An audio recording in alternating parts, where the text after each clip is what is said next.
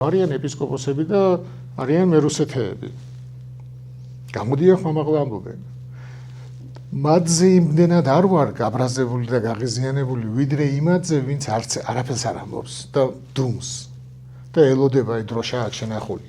აქეთ ოცნების დროშა, აქეთ ისა და აი რომელი მოიგებს, მე იმას გამოიტანს ყვარყვარესავით. აი იმ ეპისკოპოსებზე უფრო ვარ გაბრაზებული, იმიტომ რომ ესენი აფიქსირებენ, ახლა ვინც რუსეთის მხარეს არის ეპისკოპოსი და ხმამაღლა აფიქსირებს, მე ვერ ვიტყვი ის რომ ეპისკოპოსი არ არის და ის მწვალებელია. ეს არის მაინც პოლიტიკური. ეს მისი ხედვაა.